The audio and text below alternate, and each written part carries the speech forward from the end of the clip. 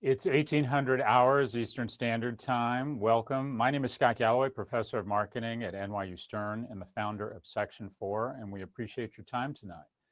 Over the course of the next 40 to 50 minutes, we're going to be talking about our predictions for 2021. Some disclosure right up front. I get this wrong all the time. And as Eisenhower said, plans are useless, but planning is invaluable. And I think the same about predictions. Predictions are somewhat worthless, but predicting is invaluable, as hopefully this catalyzes some discussion within your own organization that helps you develop economic security for you and your family. So with that, we're going to revisit our predictions from 2020, keep a scorecard, try and hold ourselves accountable. Then we're going to bust into our predictions for the next 12 months. We'll do a summary. We'll open it up to Q&A. And then we're going to close on some thoughts on prosperity versus progress. Quick ad, the firm I work for, Section4, launches sprints. In sum, our objective is to offer elite marketing and strategy business school electives at 1/10 the price. Every course we have offered has sold out. Our latest course, Product Strategy, with Professor Adam Alter, a colleague of mine at NYU Stern, kicks off in January, is sold out. I will then be teaching the next two sprints, Brand kicking off in February and Strategy kicking off in March. And then also in March, we'll have Platform Strategy with Kellogg Professor of Strategy and Marketing, Mohan Sani, kicking off in March. Again, every one of our courses has sold out. If you cannot afford the fee, please reach out, and we give away approximately 10% of all enrollments are for scholarships. Okay, if you want to ask a question towards the end of the session, please upvote your favorite questions, submit a question on the Q&A panel, and then for a greater chance of getting it answered, we'll pick the ones that are upvoted. We'll put you on our virtual stage, and you will get the opportunity to ask a question. What is real? What is real? Some disclosures. I have purchased stock in this year or own stock in the following companies. Some of them are private, some of them are public. So if I sound like I'm talking my own book, I am. But I'd like to think I'm putting my money where my mouth is. And I'm not just saying this, I have some, if you will, some skin in the game. So let's revisit 2020. Prediction: the Democratic nominee would be Bloomberg or Buttigieg. Got that wrong. Enough said. I don't know about you, but I'm going to miss I had not seen the background. This is quite nice. I'm going to miss the misogyny, the bigotry, and the general ass or head up your assery stupidity of the last 4 years. I'm going to miss that. But anyways, welcome Biden and Harris. Uber exits food delivery. We got that wrong. As a matter of fact, they doubled down on food delivery, acquired Postmates. And this, to be fair, I'm not a big fan of Uber. I think it's part of the menace economy. We figured out a way to take advantage of a permanent underclass and use software to circumvent minimum wage laws. But distinct to that, you have to give the management team kudos for pivoting and taking advantage of the COVID-19 pandemic and moving into food delivery, which has surged as ride-hailing has declined. And you can see that this probably saved Uber's market capitalization. You got to think that Uber would be struggling right now had they not made this acquisition. In 24 months, FedEx is acquired or down 30% as a prediction I made. Amazon is now spending more money on fulfillment than FedEx or Walmart and has a clean sheet design and is just executing better. And I thought this was going to primarily be the beginning of the end for FedEx. And I thought this was going really well. And then COVID came along, and distinct of all the death, disease, and disability, it's messed with my predictions, which is really the tragedy here. And as you can tell, FedEx has surged. Good for them. Their shipping volumes are up. They're going to play a critical role in the distribution of the vaccine. Way to go, guys. Amazon will be the fastest growing healthcare company in the world by 2025. I'm going to say that we have gotten this right, or we are getting it right. Amazon has piloted several healthcare initiatives on its own employees and has all the assets to create a corpus of your digital healthcare system, specifically a wearable that tracks a lot of data, including your body mass index, your movement, what foods you order, your purchase history, your demographics, your wealth, whether you're in a monogamous relationship, your zip code, all the actuarial inputs you would need to build an entire vision or image of your digital health. And they'll be able to not only offer you products and services and a diet, but get off their heels and onto their toes from a healthcare standpoint, and perhaps offer you insurance, diagnostics, or even primary care over smartphones or smart speakers. I believe that the relationship Amazon has with 82% of American households, and by the way, that's the most trusted relationship in the United States between a corporation and a company, that healthcare is a natural fit. And it is clear they are lining up their tanks, their planes, and their artillery at the border to go after what is the most disruptible business in the world, specifically the 17% of US GDP, or the $3 to $4 trillion business that is healthcare. The party stops in 2020. We predicted this in December after basically an 11-year bull run, and we see a 20% correction in the Dow. Boom, that happened. It's also had a vicious rip back, but we did have that decline. I'm going to give us a win there. Private company valuations will continue to decline. We're seeing declines. There's some big winners, but on the whole, there have been more down rounds, approximately double the number of down rounds in 2020 than there had been in previous years. Vision Fund 2 does not happen. Remember WeWork? Doesn't that just seem cute now? Doesn't that just seem kind of fun, the whole SoftBank WeWork fiasco? Well, we were right here. This thing has not worked from the start. Take somebody who conflates the luckiest investment in the world, 10 million, 50 million into Alibaba for $100 million return, and they start believing they're a genius. And regression to the mean, and karma has a way of catching up to you, and Vision Fund 2 is not going to happen. In 2020, Airbnb becomes more valuable than Uber. And you might say, well, that's obvious. Well, it wasn't obvious at the time. When we made the prediction, Airbnb's value was 30 billion and went to 18. And at the same time, Uber's valuation was approximately double. So we said, okay, these things are going to revert. Where are we now? They're primarily equal. And that is because of the pandemic, because of a great move around acquiring a delivery company. Uber stock has surged, but it hasn't surged as much as Airbnb, and Airbnb is on the precipice of eclipsing Uber's market capitalization. As a matter of fact, it may have happened today. Why is Airbnb such an incredible gangster company? It is a platform. It has incredible moats around network effects, and as we're seeing, it is accelerating 115% up on the first day of the IPO. Twitter attracts an activist investor or is acquired. I wrote a letter to the board of Twitter management, or to the board of directors. Interesting, I did not hear back. They did not write the dog back. And to be blunt, I felt that Twitter having a part-time CEO is on the verge of comical. I've been on several public company boards and dozens of private boards, and I've never met a CEO who can manage two firms at the same time. So maybe Dorsey has some superpower I'm not aware of. And if Twitter moves just 1, 3, 10% of its revenue to a subscription model, I believe that the stock would surge. And as a result, Elliott, one of the largest hedge funds in the world, read my letter and basically showed up and signed it with a $1 billion pen, got 3 seats on the board, which means that the board knew that they were outgunned, and they gave up board seats incredibly fast. The stock has continued to go up, and I believe that the stock will hit $70 per share if the board continues to pull its head out of its ass and fires their part-time CEO, moves him up to chairman so he can have peace with dignity, and shows any pulse around subscription. I think that's going to happen this year. By the way, management teams and boards don't put out letters confirming or validating or reinforcing the CEO's job unless they're about to fire him and he's looking for peace with honor or a graceful exit.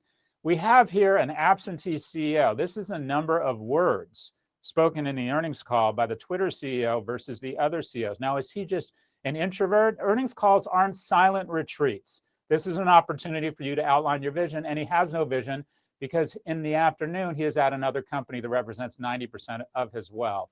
What do we also have here with our part-time CEO? We have part-time revenue growth. Look at the usage patterns. They are up. To be clear, this is a fantastic product. Yet the revenue growth does not match their user growth. Whereas at the other social media firms, Snap and Facebook, revenue growth is outpacing user growth. What is wrong with this movie? When Dorsey speaks, the stock drops. This guy opens his mouth and people say, wow, great product, great opportunity, shitty part-time CEO. And every time he speaks, he reinforces our instincts here. Let's sell the stock. Quibi will be the worst performing unicorn in 2020. And the tough thing about predictions is when you get them right, they seem obvious in retrospect, but a little 411 on when we made this prediction. We made it a long time ago before they even launched. As a matter of fact, the CFO of the company, who's a Stern grad, called me and said, hey, boss, can you not dance on our grave before we've been buried? You're not helping. So I quieted the hell down. but not after I said this thing made absolutely no sense. And look at the headlines and the excitement coming out of the gates for Quibi. Oh my God, Quick Bites. It's going to be awesome, right? They secured $100 million of ad commitments ahead of launch. Remember all the excitement about the new Judge Judy, right? I wrote this post in February saying this thing made absolutely no sense. And what skill, what vision did we bring to the party here? Math. Simply put, for every $1 billion in content that you get from Apple, they only charge you 83 cents a month. Netflix gives you $1 billion in content in exchange for 81 cents a month. And guess what? Quibi thought by slicing stuff up into 3 or 5 or 7-minute segments that they could charge you $8 for every $1 billion in content. That just made no sense. They showed up to a howitzer fight with a squirt gun. This thing just right out of the gates was a terrible value proposition. They were outgunned. What do you know? What do you know? Just after 6 months. By the way, if you're working at Quibi, the best thing that can happen to you is success. The second best thing that can happen is quick failure. So the second best thing happened to the folks at Quibi and the people who work there. Whereas failing over decades or a decade like I did at Red Envelope, that shit hurts. That shit hurts. So failing fast, don't feel sorry for them. They are just fine. Apple goes full rundle and hits $200 a share. That's the prediction here. That's the prediction. Why? Why? Because we predicted they would go full rundle back in October. What I believe will be one of the most powerful recurring revenue bundles, and that is the Apple Rundle. This bundle of goods will likely include Apple TV Plus and Apple Music, which is gangster. But in my view, they should go big time and include Arcade, Apple News Plus, and Apple Care Plus. Don't you love listening to me as you're watching me? That's like shavings of shit on a shit salad. Sorry about that. Expect more. Anyways, look what's happening here. Look what's happening. Apple has had anemic growth, both on the top line and the bottom line, yet its stock price has accelerated. Why? Why? Excuse me for my Senator Rubio, our senior senator whose testicles have not descended yet, and has shown an extraordinary lack of leadership, Anyways, here's to you, Senator Rubio. Oh, that's good Italian, overpriced, ecologically or environmentally unfriendly water. Okay, so how has their stock price increased 3.5-fold on a mild increase in top line revenue and bottom line revenue? Simple, a move to a recurring revenue bundle. They've gone from 9% recurring revenue 5 years ago to almost 24%. My guess is when they get their lips around the crack pipe of shareholder growth at the hands of the most accretive action in business history, moving to a recurring revenue bundle, or as we call it, the rundle. When they go full rundle, this is the most accretive action in business history. You need to be a CEO who not only thinks about top line and bottom line, but your business model and moving into a monogamous relationship with your consumers. Said Apple took 42 years to get to $1 trillion. And then it took 5 months to get to $2 trillion on the back of a recurring revenue bundle. Apple is going full rundle in 2021. What does that mean? They're going to take their B-League, Joey Bag of Donuts, Bad News Bears existing rundle, right? Their Apple One, and they're going to add in this. And they're going to add in the watch, and they're going to add in the AirPod Pros, and they're going to add in the iPad, the shit we love Apple for. And they will say to the billion wealthiest people on the planet, iOS users, if you come in with us, if you establish a monogamous relationship at $50, $100, $200 a month, you get all of this early. You get it preloaded. The biggest mistake we make as marketers, and Apple has realized this, who's probably the best marketer in the world, is that choice is not a good thing. Choice is a bad thing. Choice is a tax. What do we want? We don't want more choice. We want fewer choices. We just want to be more confident in the choices presented. They just peel off 10% of the people signaling, have sex with me. I'm a better storyteller. I'm a baller. I make money. You should have kids with me. Your kids are more likely to survive if you have sex with me and we procreate than if you have sex with someone who has an Android device. True story. So if they just get 10% of their iOS base, that's 100 million people, and $100 a month, they have $10 billion a month in recurring revenue. Boom, $200 a share. Boom, $3 trillion market capitalization. It's coming. Our prediction. We said that Disney would win round 1 of the streaming wars. And you say, well, that's obvious. Well, it wasn't obvious back when we said that. This is where Disney was. The Disney Channel had not worked. People had a head start on them. People had more capital. This is where we were when we made this prediction. And then what happened a year later? Disney has absolutely sprinted out. We're talking like steroid Ben Johnson out of the blocks here. It has been inspiring, both on an Emmy side and on a new subscriber side. We also predicted that Shopify and Roku would be the new kids on the block, that these companies were coming into their own and would achieve an altitude or an elevation they hadn't done yet. And oh my gosh, look at these two. Look at these two. We're so proud. We're so proud. Canada. Oh my gosh. It's good to see Canada. Can't you imagine that Canada right now says, are we in an apartment living above a meth lab called America? Anyway, different talk show, up 160 and 195%. Shopify now worth more than FedEx, the largest mall operator, Simon, and Nordstrom. And look at these metrics around Roku. Oh my gosh, Roku. I don't really know what Roku does. I just know that they are killing it. We said that TikTok and Microsoft was a total head fake, and there was no way this would happen. Why? Because distinct of what the current administration would like to believe, we are a nation of laws. We're also a nation of immigrants. Anyways, 50% of PhDs in the US, immigrants. Hello. 70% of the NASDAQ by dollar volume run by first and second generation immigrant. I know. Our team gets the first round draft choice from every team in the nation, but we don't want that. We want to be xenophobes and really fucking weird and say to everyone, no, we don't want the best people in the world. We're going to be strange bigots. Well, guess what? We're a nation of laws, and distinct of the current administration deciding to slice up and fork up the corporate world, and distinct of Microsoft going for this bait. What idiots. Did you really think this was going to happen? Did you really think this was going to happen? We predicted it wouldn't, and we were right. This made absolutely no sense whatsoever. Oracle didn't win either. They've just become a minority investor. Why?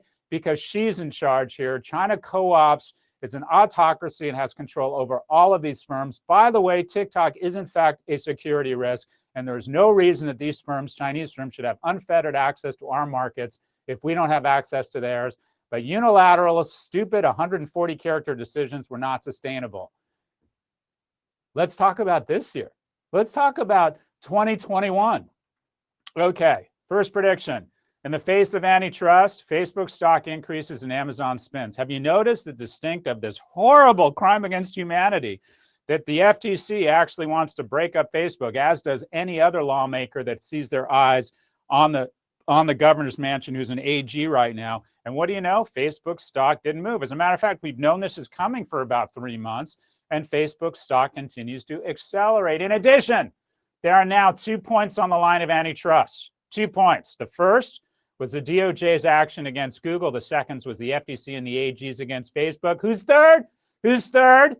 It's going to be that company in Seattle. But Bezos is smarter and probably more ego-driven than any of the rest of us. Why? Because he's my age and he's having the mother of all midlife crises. By the way, I can relate to this because I'm in the midst of a midlife crisis. That's the bad news. The good news is I believe I'm going to grow out of it in about 40 or 50 years. Anyways, there's no one who's going to tell Bezos to break up.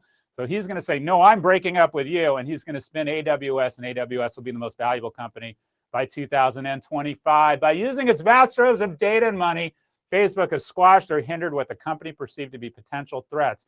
The bottom line is they have shown up and said, join or die. But more than that, what could have WhatsApp been? That's the problem with innovation suppression, when antitrust, when the DOJ has been asleep for 20 years. We don't know what could have happened with WhatsApp. I believe that WhatsApp might have gone into video or collaboration. Do you think WhatsApp would have sat by and let Teams or let Slack or let Zoom develop into the companies they are? I believe WhatsApp would be worth more right now and will be worth more when it's an independent company. But however, the sociopath and his lipstick on cancer are lining troops up at the border.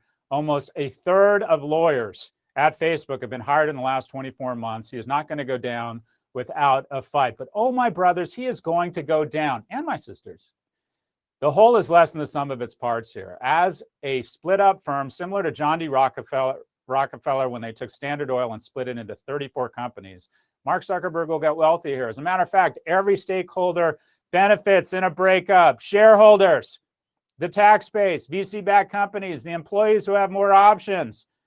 Competition is a wonderful thing. The only person who doesn't win is the CEO who wants to sit on the Iron Throne of all 7 realms, not just be king of the North. Break this shit up. AWS, the most valuable company in the world that is spun prophylactically by Bezos. The great dispersion, big theme here, big theme here. We've been talking about COVID-19 being more of an accelerant than a change agent.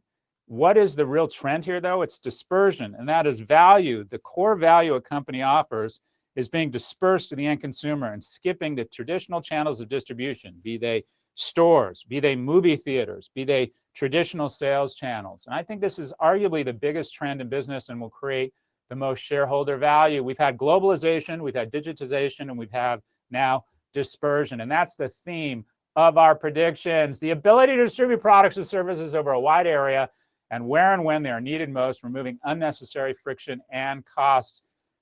First big trend, dispersion of headquarters, right? If you want to hear denial, get someone who owns an office building and a movie theater in the same room. Oh, people can't wait to get back to work. No, they can't. People can wait. There is a cohort that wants to go back to work, specifically young people looking for mentors, friends, and mates. A third of people meet their mate at work. By the way, that's not necessarily a bad thing, different talk show. However, we're going to see a dispersion of headquarters to residential, specifically commercial real estate is going to move to residential. We're also going to see a renaissance in co-working. I'm not a big fan of WeWork, but we're going to see co-working pop up again. Why? Because most people are still working from home. And even when they return, they're going to be used to having the flexibility to stay at home, which will absolutely decrease, structurally destroy demand across full-time office leases. But we're going to need to see a renewed need for co-working space. Just look at San Francisco. Co-working space to a certain level takes out the volatility of both the cost on the demand and the supply side of commercial real estate. In just 12 months, this is crazy, San Francisco registered its lowest vacancy rate ever commercially, and then its highest. That's what a pandemic will do to you. We're also seeing a lot of people, an increased number of searches, Google searches for co-working, and we see a lot of firms who are permanently adopting a work from home option. Young people more than anyone want to be in offices. You're seeing Facebook and Google and Amazon double down on urban real estate. Huge leases signed in New York because they realize the key to their business, the secret sauce, is a double E 25-year-old out of Dartmouth, and she wants to spend a couple of years in cities, and they're building these Xanadu-like campuses for the cohort, specifically young people that want to come back to the office. Prediction! Airbnb will be bigger than the top 5 hotel chains combined and hits $200 a share. In sum, this is the strongest brand in the history of hospitality. Look at the number of searches for any city when you're looking for a hotel room. They dwarf every other search for hospitality combined. Nobody says, oh, I got an Expedia in San Francisco. Oh, I decided to get a booking.com on my business trip. No one says that. This is the strongest, biggest, deepest brand in the history of hospitality or travel. 7 million rooms, more than the biggest players combined. And also a true tech company that has a greater percentage of their employees are actual technologists or engineers, greater than Amazon, Lyft, or Uber. We have a juggernaut here. We have a juggernaut. I predicted that this thing would be worth $100 billion in the IPO. I was wrong. It was worth 90, but it's worth more. Look at how much it's worth right now, or will be worth. I believe it's going to be $120 billion by the end of the year, which puts it at $200 a share. I believe Restoration Hardware and Sonos will reach $1,000 and $40 a share, respectively. Why? Because some of that trillions of dollars in commercial real estate is going to disperse into the home, and there just aren't that many good brands in the home. Remember when you looked at $1 million or $2 million home and they bragged that they had a sub-zero freezer, so a $2,500 item was being used to sell $1 million home? Well, Sonos and Restoration Hardware are two of the best brands in a sector that is about to absorb $1 trillion in unexpected stakeholder value and capital. We've seen their stock prices increase, but it's just getting started in my view. Disclosure, I don't own Sonos or Restoration Hardware, and you're going to see these companies rocket. Again, permanent demand destruction across a $10 to $12 trillion asset class. And where is that money going to go? It's going to go into residential. Who else here has realized, wow, that carpet looks really shitty, or maybe I need a nicer apartment, or maybe it's time I put in drapes, or I would like, I don't know, smells kind of funny in here. I'm going to make it nicer. That is what everyone is thinking in every house across America. Plywood costs and residential real estate have hit all-time highs, and we're just getting started. Why else? We spend 17% of our budget on transportation. We're not commuting as much. What are we going to do with that money? We're going to put it where we're not commuting from, specifically our homes. What does this mean? The great dispersion of HQ to residential is going to be amazing for the brands on top of the x-axis here, and it's going to be an incredible shedding of value from some of the companies below the x-axis here. Apple acquires Peloton. That's right. There has never been a brand that better foots to another brand than Peloton does to Apple. Why? There's a dispersion of the sweat, of the industrial sweat complex to the home. Simply put, gyms are dying. There will be a mild resurgence. They will still exist, but we're going to lose somewhere between 10 and 30% of that value of gyms. Where's it going to go? Into your garage and into different types of weights. Look at what's happened to work at home equipment. It has absolutely surged. Peloton, it's better to be lucky than good. Peloton is both. And you're going to see Apple come in and decide, I know, we want connected fitness.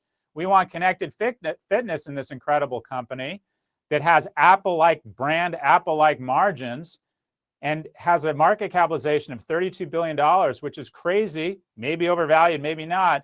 Was Jet.com worth $3 billion? No. Was it worth $10 billion? Probably. To Walmart? Yes. Is Peloton worth $33 billion? I don't know. Is it worth more than that to Apple? Yes. Apple has a $2 trillion market capitalization. That means if they pay a 30% premium and pay $40 billion, that's a 2% dilution to acquire connected fitness in the home. What does that mean? They get more and more of the all-important attention graph, and that's what they are all trying to do. They're all trying to be the access code, the operating system for our digital lives. And this would be a baller move that increases anywhere from 30 to 60 minutes a day, the amount of time you are staring at iOS. Dispersion of retail. First, it went to warehouses in your doorstep. Now it's moving to our phones and our tablets. There'll be big acquisitions by Shopify and or Zoom.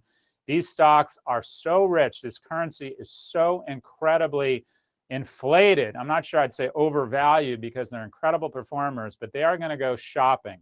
They are going to go shopping. We haven't seen anything like this. Good for them. Shopify up 41-fold since in the last 5 years. That gives them the ability and the need to go buy real EBITDA. We've also seen incredible acceleration in the GMV they manage, but they haven't made any acquisitions. I expect they will make an enormous acquisition in 2021. The stock performance, obviously extraordinary here of Zoom. 113 billion. I am less bullish on Zoom. I do not think it is as sustainable. I believe that Zoom will either acquire or merge with a big company in 2021. And the real interesting thing here, Zoom could be the AOL of 2021. Why? They are up against, they think they're a great white shark. They think they're the badass of the ocean, but the apex predator, simply put, an orca, which is smarter, that is Microsoft with Teams and Salesforce with Slack, might show up and offer video and eat their lunch. I think Zoom is very vulnerable, and this $113 billion market capitalization is likely inflated. They will recognize this and try and pull a Steve Case and merge with a traditional big EBITDA company, maybe another telco. And I believe that merger will likely go down in history as one of the worst mergers or acquisitions in history. Zoom either has to buy their way out of this or sell. This is not sustainable. They are playing with giants, and the giant is about to smack them hard. They need to either hook up with an Atlassian, develop some sort of suite here, but as a standalone entity, they are like single title publishing. They are vulnerable. What would be an interesting acquisition or an interesting merger? Zoom and WhatsApp, which will be spun, whether Zuckerberg likes it or not. There will be a forced sale of WhatsApp. The dispersion of creativity. Get the traditional gatekeepers out of the way. An example, Etsy, which I think is just inspiring. I would have thought they would have gotten run over by Amazon, but anyway, it's good for them. Roblox will triple in value. This is an incredible company that actually gives a good goddamn about safety and children, that has a flywheel effect, that helps people, helps creators, do incredible games for kids. Over a third of their revenues goes out to their creators. Over 50% of kids in the US under the age of 16 have been on Roblox in the last 30 days. This is arguably the most influential company in history as it relates to children. And at the same time, they recognize how important this is. So in their S1, they mentioned safety 60 times. They mentioned parental 6 times, right? This is what we had hoped that Facebook would have been had it not been run by a sociopath. Roblox is the social media company we all wanted. It is a true platform. By the way, 79% of their employees are technologists. Roblox is more of a tech company than Google or any other tech company. This is an incredible firm. When's the last time you saw an IPO pulled because the market was so strong they thought maybe we're not thinking big enough? We're seeing that the next Da Vinci, the next frescoes, the next real creative voices are going to come from different platforms. We're seeing the traditional gatekeepers, whether it's the Pope or the Medicis, or whether it's movie studios or creative executives, being sort of shifted aside and saying, with your iPhone and this platform, we're going to let the end consumer decide what is the creativity that they want to absorb. By the way, I said Da Vinci, that's actually Michelangelo. And by the way, I would have heard that, I would have gotten like 10 or 15 comments in my Twitter feed and my LinkedIn profile from the Guardians of Gotcha. Save your breath. A gaming platform fit for the great dispersion, 250 million a year, almost 3 hours a day, more than double. Kids are spending more than double the time on Roblox they're spending on TikTok. And again, the majority of US children on this platform, an incredible flywheel. You get the point. Where's this dispersion going? We're going to see many of these platforms accelerate. And we're going to see many of the traditional gatekeepers get the shit kicked out of them because they like the existing film creative industrial complex, right? Podcasts get featurized, and there's a flurry of acquisitions. Why? If you have an industry where there's high NPS and low multiples and low revenues, then it makes sense for a low NPS, high revenue company to come in and say, I know, if we launch Transparent and the marvelous Mrs. Maisel, and people like us more, and we just decrease churn from 80% to 70%, or we increase renewal from 90% to 93%, we can monetize it. In some, high NPS products are used to sell more paper towels and more handsets. And the ultimate arbitrage here is in podcasting. People are very fond and have real goodwill towards their favorite podcast, but the industry is so small, it hasn't really been monetized. So you see these incredible arbitrage deals. Hollywood's essentially been featurized. It used to be a business that had to be profitable in and among itself, but the big guys realized, you know what? I can spend more money than I take in as long as I sign up more Prime memberships and sell more handsets. This is effectively featurized all of entertainment, where it's no longer a business in and among itself, but simply a feature to differentiate a better business, specifically big tech. They're all going vertical. What happened when House of Cards was launched on Netflix and they went vertical? Their stock skyrocketed. It's happening again. Look at what happened when Spotify was just not vertical, not investing in proprietary differentiated content, not increasing their NPS, and then they do a $100 million deal. By the way, Joe Rogan got ripped off. The stock's up 126% since they announced this deal. There's going to be a race to acquire this high NPS talent to differentiate platforms who can monetize it to a much greater extent than these companies can monetize themselves. Again, it's the arbitrage of NPS. Take every independent podcast across all categories, and they're starting to get calls from the bigger platforms saying, hey, what do you make? Do you make 5 million? Would you like 50 million? Because all I need is 1 basis point, 50 basis point increase in my NPS, and I can monetize it to a greater extent. And you're still the cheapest way for me to differentiate myself. $100 million for Joe Rogan, he got ripped off. We're going to see a dispersion of education. We're going to see more unicorns in ed tech than almost any other sector as a percentage of how many unicorns there are now.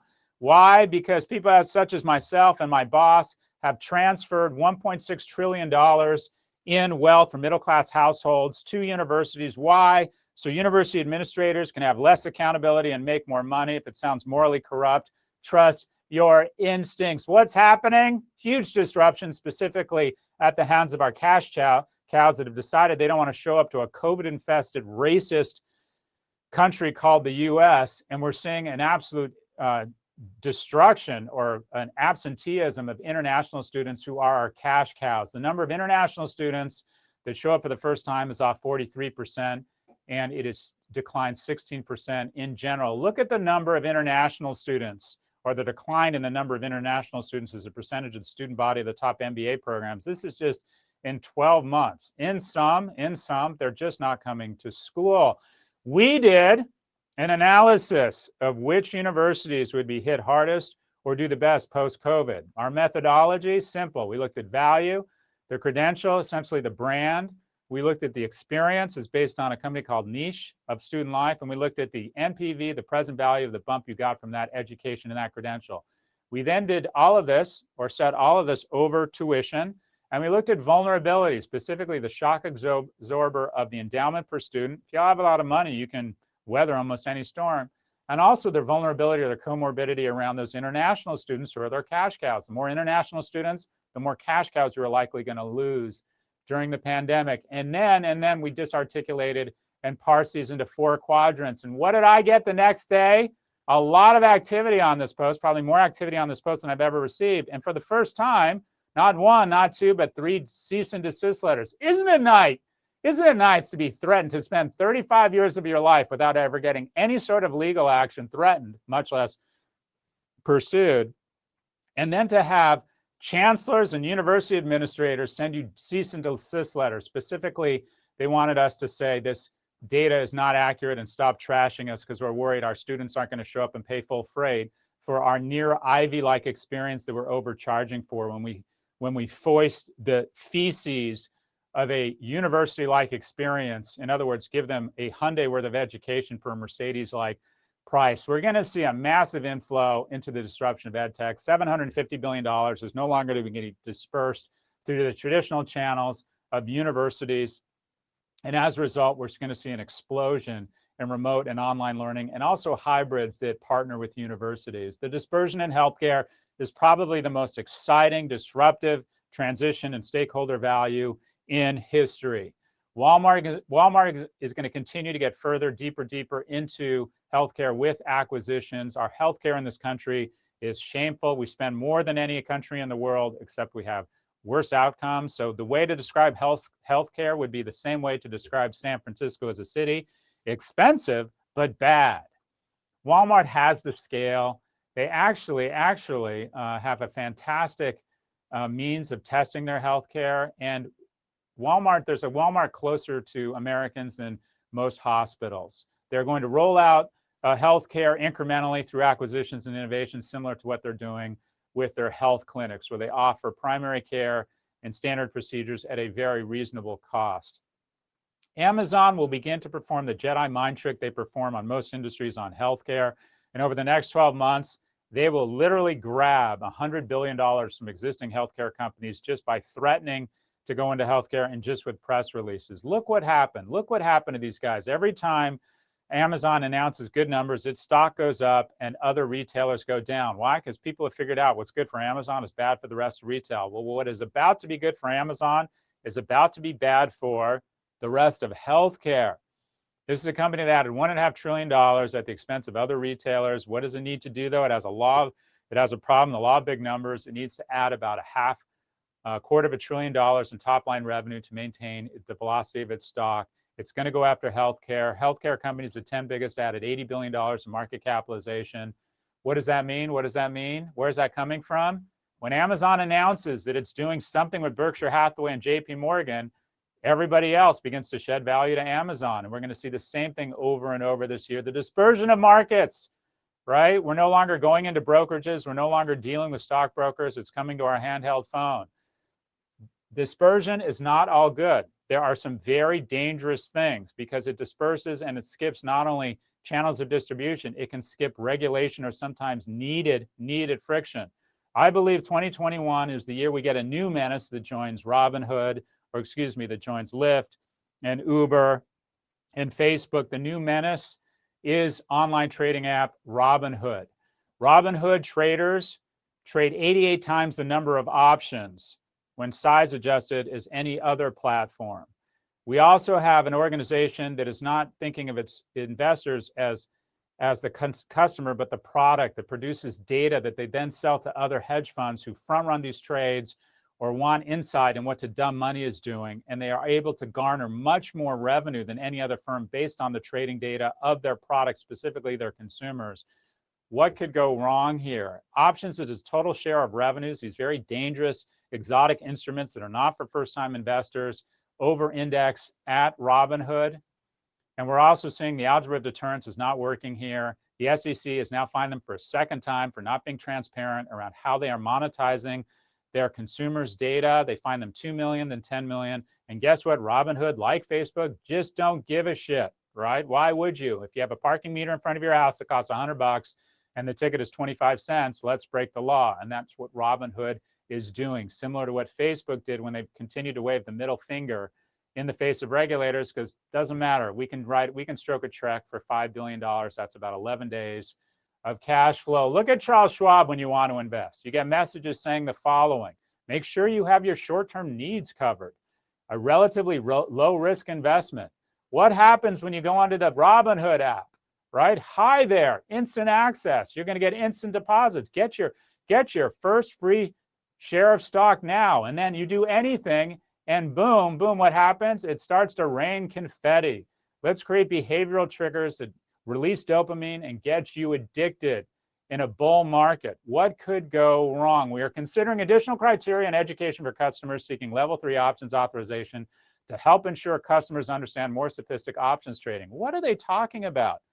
They're talking about their response to a 20-year-old Alex Kearns who received an errant, incorrect statement from Robinhood saying that he was down $700,000, no, the firm $700,000, and seeing no way out, decided that his way out was to throw himself in front of a train. And this is their response. And to be fair, what have they done? Fucking nothing. I don't know these two founders. All I know is they don't have sons. If we could go back in time and stop one menace from depressing our teens and weaponizing our elections, would we do anything about it? That's where we are now. These two are menaces. There is good news. The Massachusetts Secretary of Commonwealth, Galvin, says Robinhood is a reckless company gamifying investing. More of this to come. Goldman Sachs CEO puts out a very thoughtful note that the markets are overvalued. It's bad, all this volatility. Yet they've decided they're going to be the lead underwriter for Robinhood. Boss, walk the walk. Make the music match the words. This company has no business in the market. Supposedly when Robinhood had an outage last week, volatility skyrocketed and volume went way down. What could go wrong? This firm is not only bad for young men, it is bad for the markets and injects systemic risk into the markets. Next prediction. SPACs underperform. We've seen record levels of SPACs, right? I mean, unbelievable number of SPACs. Record year. And we've seen about $70 billion that is still unspacked, meaning it's been raised, but they haven't found a target. Special Purpose Acquisition Corp, you go raise money, and then you say, I'm going to go find a target. I've done all the hard work of getting a company public. Boom, just add water, public company. They get to trade right away. And so we're going to go out and find a great private company. So $70 billion, it's usually leveraged 2 or 3 to 1 with additional debt once they find a target, But we've seen incredible interest in this, because never underestimate the market's ability to produce a product when people have cash in their hand. Just think of it as when you're in New York and it starts to rain, before you know it, there's umbrellas for sale everywhere. Well, there are a ton of umbrellas for sale right now in the form of SPACs. What does this mean? There's $200 billion searching for private companies right now. That means if these SPACs buy General Motors, Ford, Boeing, Fiat Chrysler, Delta, United, JetBlue, and American Airlines, they would still have money. The question is, are there that many great private companies that are sort of IPO ready? And most likely the answer is no.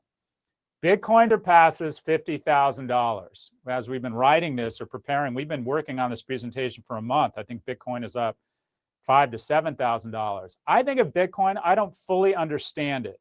I had Michael Saylor on the Prof G pod yesterday to try and explain it to me. And I got to be honest, I still don't fully understand Bitcoin.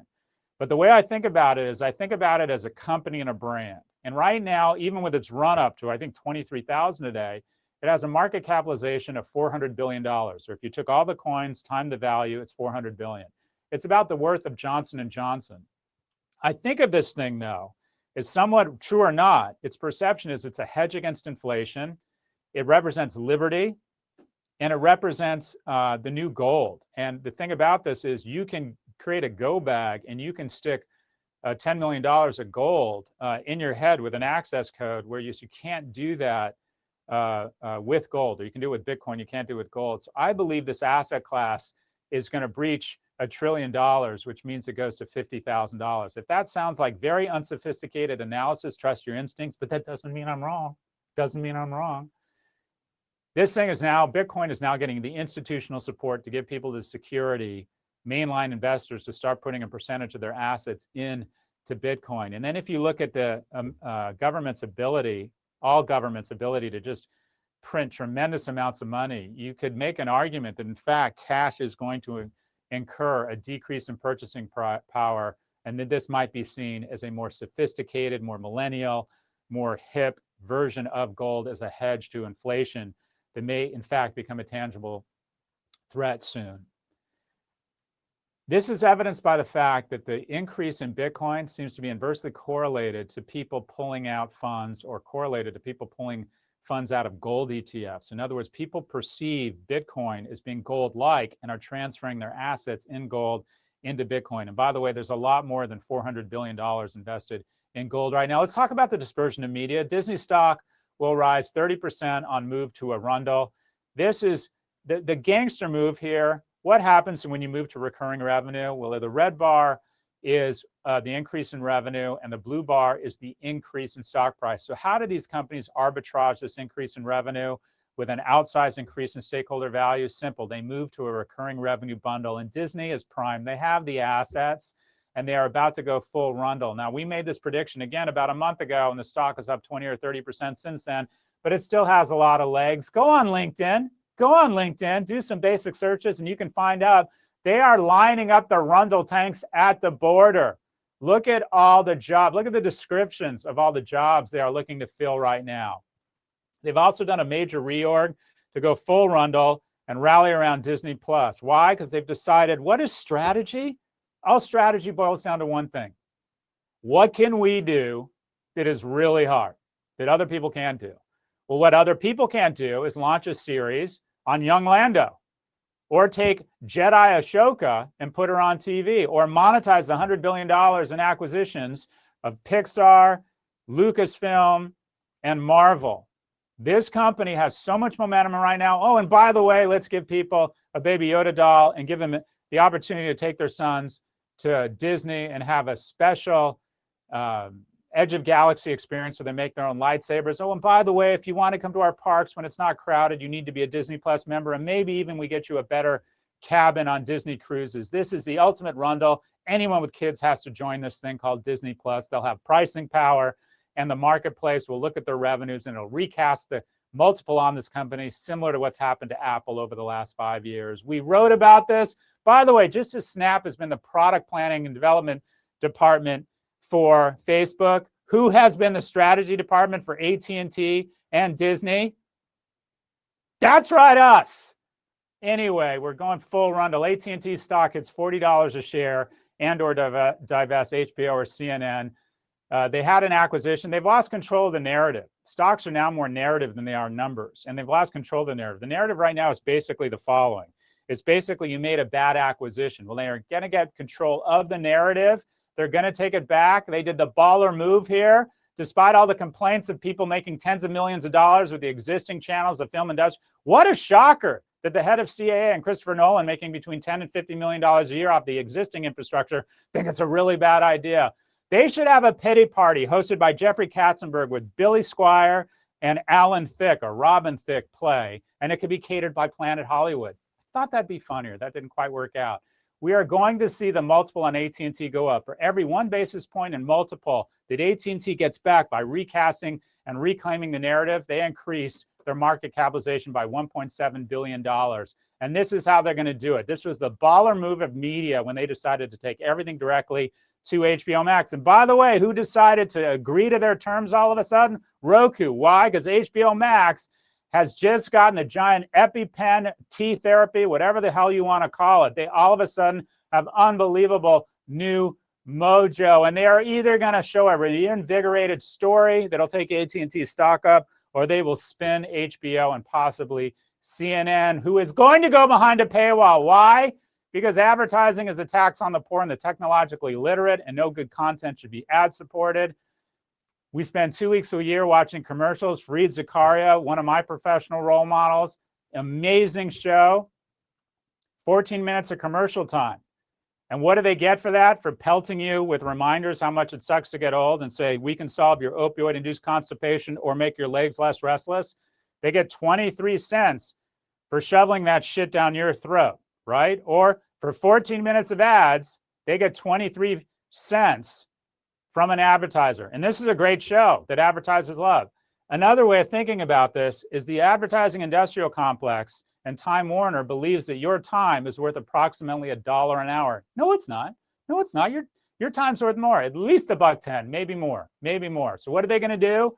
They're going to recognize the way you create trillions of dollars, or at least billions of dollars in shareholder value, is to invent a time machine. Netflix isn't a media company. It's a time machine. If you only let your kids watch Netflix, they save 2 weeks of their life a year with advertising. The markets realize this and realize non-ad supported recurring revenue companies are a better business and have taken their stocks up substantially over the last 12 months. It's a better business model. What's the most bulletproof media company in the world right now? The New York Times. It's not old versus new. It's subscription versus ad-based.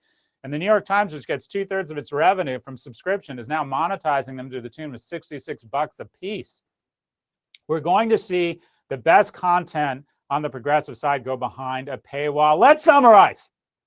This is the beginning of the end of big tech as we know it. We're going to see antitrust. However, Facebook's stock will increase in the face of antitrust, as the only person who loses here is the Zuck. And Amazon is going to prophylactically spin AWS. The dispersion of HQ is going to result in a co-working renaissance. Restoration Hardware breaches 1,000. Sonos $40 a share. Airbnb becomes worth more than Uber. Apple acquires Peloton. We're seeing a dispersion of retail, big acquisitions for Shopify and or Zoom, which could be seen as the AOL of 2021. This thing is very vulnerable, sitting on top of a $120 billion market cap. We're seeing a dispersion of education. We're going to see more unicorns in education as a percentage of existing unicorns of any other sector. We're seeing a dispersion of creativity. Roblox triples in value. Podcasts get featurized, and we see a flurry of acquisitions of the strongest ones that are still independent. A dispersion of markets. People are recognizing that dispersion is not necessarily a good thing if we don't have friction of regulation. Robinhood is being recognized for what it is, a menace. SPACs will underperform. There's too many hunting too few good companies. Bitcoin hits $50,000. We see a dispersion of healthcare. Walmart gets into healthcare via acquisition. Amazon starts to perform their Jedi mind trick and drain the 10 biggest healthcare companies of their market capitalization. And we're seeing a dispersion of media. Disney stock will continue to accelerate based on their baller rundle. There was a sleeping giant that was prodded and poked and is finally waking up. AT&T stock hits $40 a share, and or it divests HBO, and CNN goes behind a paywall. Let's open it up to questions. Let's open it up to questions. All right, we're going to do 4 questions. Go ahead. Knowing that particularly in the US in 2020, we've seen both the stock market and unemployment rise significantly, do you foresee there being meaningful steps taken by the government to address income inequality in 2021? Or do you imagine that we simply see the K-shaped recovery continue? What's your name? Katie. Katie, where are you from, Katie? Astoria, New York. Katie from Astoria. I hope so. In New York, Katie, when you walk in the street, you are just as likely, as we sit here and now, to run into somebody who has been to a food bank, as has a college degree. 34% of New Yorkers have been to a food bank in the last 30 days, and 32% have a college degree. So we now have a great state with the capital of the world, has more people who have been to a food bank than have a college degree. The stimulus of the pandemic was nothing but a corrupt government playing the economy like a Stradivarius violin and figuring out a way to flatten the curve for rich people. Small businesses didn't need a bailout. It's ridiculous that we've decided to keep restaurants open while maintaining schools, letting schools stay closed. We have decided to be very loving and empathetic towards companies and to be harsh and Darwinistic towards individuals. The basis of capitalism, the only way capitalism works, is when you flip that. And that is you let companies go out of business, you let people get fired, you have Darwinism, you have full body contact violence at a corporate level, which creates incredible prosperity such that we can be more loving and empathetic to Americans. We can take 38% of seniors who are in poverty and take it down to 11%, Social Security. We can take people who are hungry and say, sorry, you live in the wealthiest country in the world. We're not going to let you be hungry. That is SNAP. And by the way, 1 in 6 households are food insecure right now. We have lost the script. I am hopeful that through a series of DOJ actions that economically go through and oxygenate the economy by breaking up big tech, I am hopeful that we have individuals and leadership now that feel some sense of empathy. I am hopeful that our citizenship has woken up to the fact that if we live in a nation that is not a nation, if we don't have some empathy, if we don't grab the hands of our sisters and brothers and recognize that we need to have progressive taxes, we need to redistribute income, that we can't have the wealthiest nation in the world with people starving, that we have lost the script. Capitalism is absolutely collapsing on itself. I am hopeful. We are at a juncture, but it is up to us. The world isn't what it is. The world is what we make of it. So I am very hopeful around the Biden-Harris administration, but we are going to have to give them cloud cover and decide that it is unacceptable for anyone in this country to be hungry. It is unacceptable for companies to dominate. It is unacceptable for a tyranny of private power to overwhelm our government. We need regulation. We need fair taxes. It is ridiculous that one man has more wealth than every individual in DC, Vermont, Wyoming, Nevada, and Alaska, and adds the wealth of the Dakotas in a good week, and doesn't pay any taxes. We have lost the script. Capitalism is about violence with corporations and empathy and love with people. We need to protect people, not companies. I am hopeful. I am hopeful. Next question. Hey, Scott. I'm hopeful too. Nice meeting you. My question is, toilet paper, PPE, and software that aids remote learning and working were like the hottest commodities of 2020. What's your prediction for the lineup of 2021 of those items? Okay, so let's talk about toilet paper and the pandemic. We're about to have the worst 4 months in American history in terms of loss of souls. We're going to lose more people in the next 4 or 5 months than we lost in World War II, because we have this cold comfort that a technology solution is here called a vaccine, and people are going to loosen their behavior, and we're going to have record levels of death. So I don't know if that's, if you're saying terrible things around the pandemic are related to the sales of toilet paper, they'll continue to escalate. I do think online learning is here to stay. I had 280 kids in my class at Stern, each paying $7,000. That's $1.96 million or $166,000 a night for me to do this. That is not sustainable. And I think a lot of people are going to decide to cherry pick individual classes or get certification at a lower. Calculus is a $2 billion business in America. Undergraduates pay $2 billion to take calculus classes. Outlier, another company I have no investment in, says, well, let's get the best calculus teacher. It's been taught the same way for 100 years and give it to kids for $300 instead of $7,000. So I think toilet paper, I think the pandemic, unfortunately, gets worse in terms of the toll it takes on Americans, but I'm hopeful about remote learning. I appreciate the question. Next question. Hi, Scott. I was inspired by your new episode on Bitcoin with Michael Saylor today. And he explained it very, very clearly as to what it is and the trajectory. My question is, as a personal investor, what percentage would you dedicate to that Bitcoin compared to the overall investment portfolio, especially since, we all agree that like stocks are so frothy and overvalued? It's just stupid. So anyway, Bitcoin, percentage, investment portfolio allocation. What's your name? Where are you from? Your name and where you're from? Clara, Brooklyn. Clara in Brooklyn. New Yorkers today. Clara, so first off, read my colleague's Aswat Damodaran's blog. He's going to forget more than I'm going to know about diversification and allocation. I'll just give you a viewpoint. You look like you're in your 20s, you're young, you have a lot of time to make money. You always guess to the low side, Clara. You always guess to the low side. Anyways, you still have a decent amount of time to make money. So if you feel convicted about something, putting 10 or 20% of your net worth in something you really feel strongly about, I think is okay. I think as you get to be my age, you never want to have more than 10% of your worth in any one stock or asset class. So I would say if you're in love with Bitcoin, you know, at a minimum, maybe get your feet wet, see what the price is. When you get your feet wet, you start following it. You start understanding it. You start getting comfortable with it. And then if it goes down, maybe buy a little bit more. You don't have to go all in at once. And then Bitcoin strikes me as the kind of thing where you want to buy it and forget about it. I think it's going to be volatile, but I believe, I'm like you, I'm actually thinking of putting some money into Bitcoin. I don't own any. And I'm going to put somewhere between 5 and 10% of my net worth in it. And just think of it as the kind of thing I'll give to my kids. And if shit gets real and there's some sort of like crazy market disruption, I'm going to hope that it is what everyone else says and it's at a hedge against the rest of the world. But I also like to remind people that when the market dove in April, Bitcoin hit $5,000. So I'm not sure there is truly any uncorrelated asset class. Circling back to your question, dip your toes in, try not to go above 10%, and learn about it. So I would say 5 to 10%.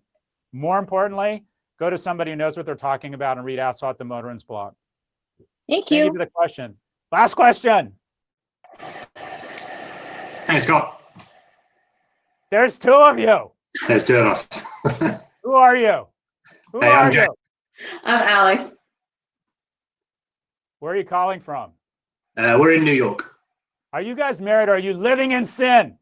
Living Living in in sin. sin. Oh my gosh. This is the R-rated part of the live stream. Nice. All right. What's your question? So with so many companies on the coasts looking at relocating, like Wall Street to Florida and Silicon Valley to Texas, what do you think happens to traditional mega cities and their subsequent commuter towns? I think the death of cities has been greatly exaggerated. San Francisco is just incredibly poorly run. And I lived in San Francisco for 10 years, most beautiful city in the nation. It's expensive but bad, overpriced. That's just a microclimate. But cities are still the place that the most talented people in the world want to go to bump off, to get creativity, the serendipity of ideas, the grit, the culture, the great food, the great art. Cities are still going to be where 2/3 of economic creativity, economic growth happens over the next 20 to 30 years. Advice to a young person, get certified, get to a city. Because once you start collecting dogs and kids, it's hard to stay in a city. So the time to get to a city is when you're young. You guys are probably I'm going to assume you're double income, no children. Yep. City is where you want to be. And granted, there'll be some people who already have careers, or already have some money, already have kids, already have dogs who take advantage of the remote work from home and will move to the suburbs or move to more remote places and increase their quality of life. But the real friction, the real fire, the real fur that flies around stakeholder creation as it relates to corporations and creativity is going to be in these amazing things called cities. It might be Miami instead of San Francisco. It might be St. Louis instead of Chicago. But my advice to anyone under the age of 40 is get to a city. Get to a city. Thank you so much. This has been great. We are going to wrap up with a quick notion on prosperity versus progress. This is very preachy, so I want to apologize in advance. This could be the best or the worst year in decades, or specifically my prediction is that 2021 is either the renaissance of America or the point that everybody looks at in the history books as the decline of our civilization. This is either going to be the best year or the worst year in decades. Specifically, there's incredible opportunity.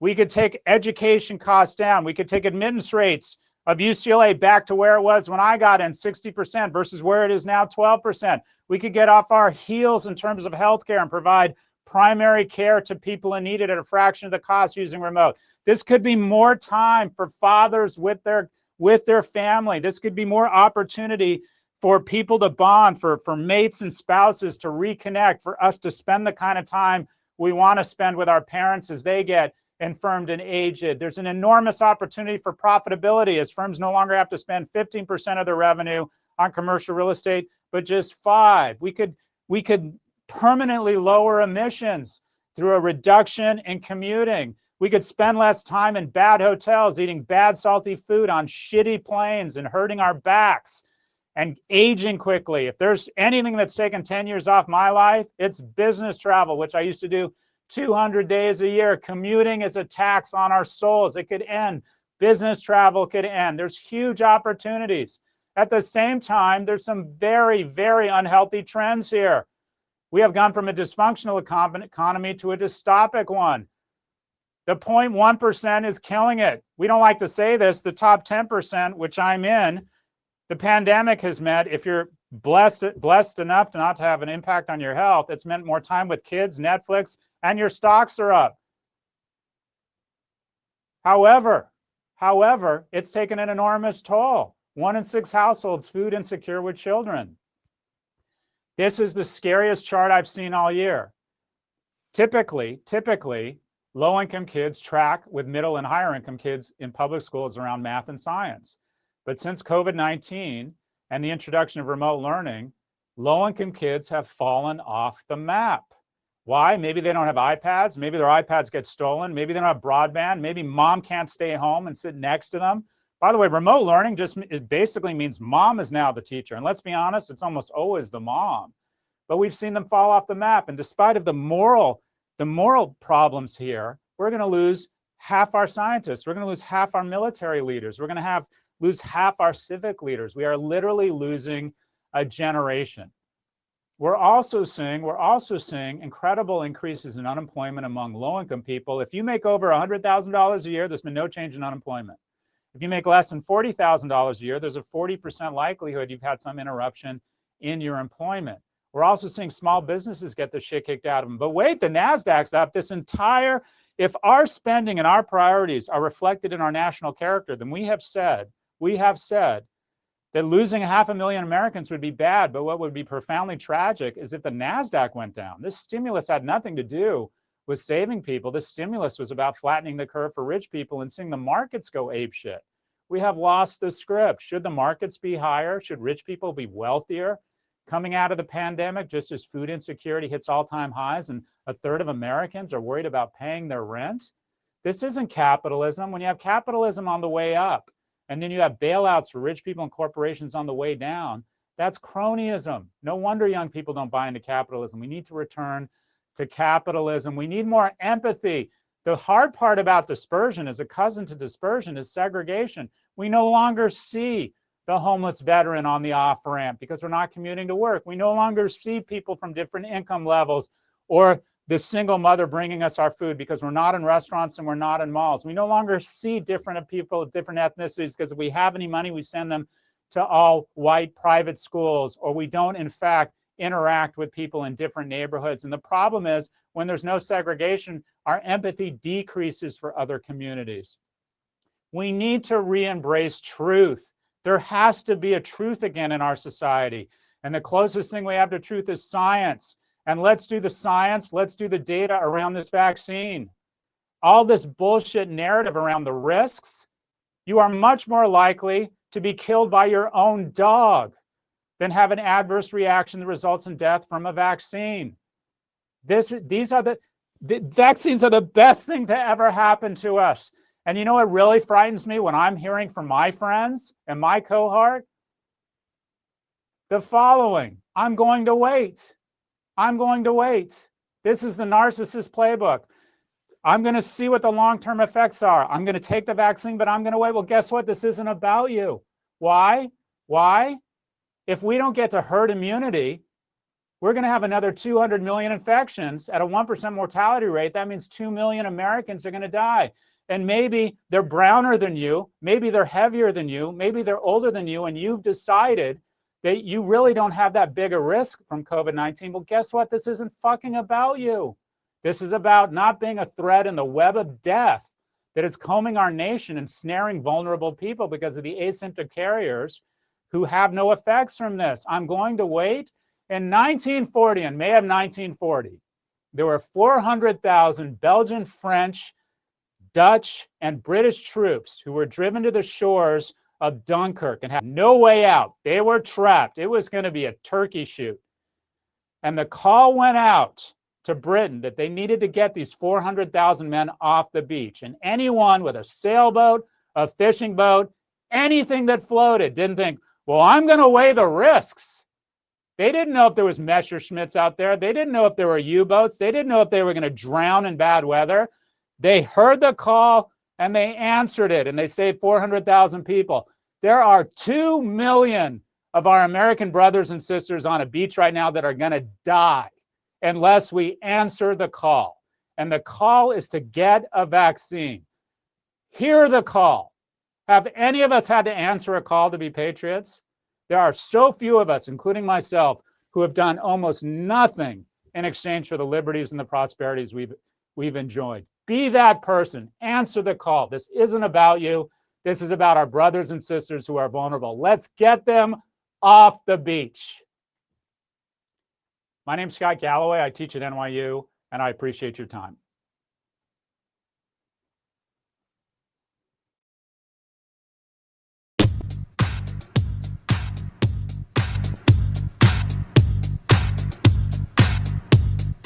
Our goal is to make you more successful professionally and personally.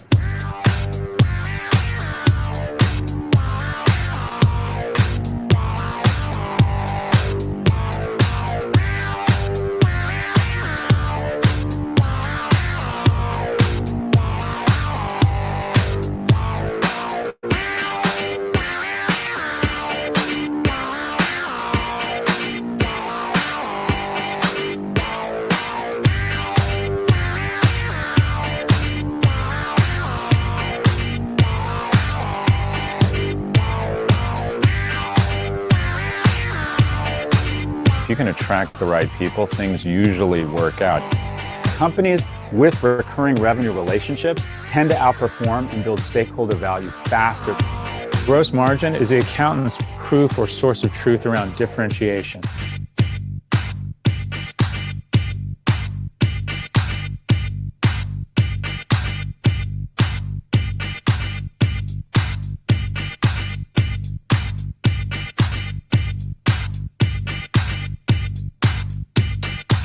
Best-in-class firms are constantly evaluating their competitors to identify substitutes at all 4 levels. Innovation should always be about papering over the gap between what you're able to provide or what the market's able to provide and what customers actually want. As you introduce more and more product features, you should be consistently evaluating the user experience for friction and pain points.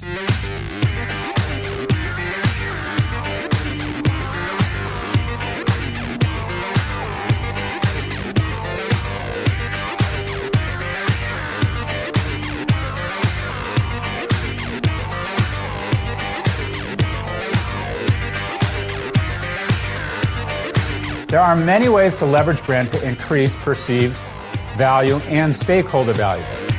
The basic rule here on crisis management is pretty simple. Do the right thing. Quality cues, a set of shortcuts that signal excellence and quality to the end consumer.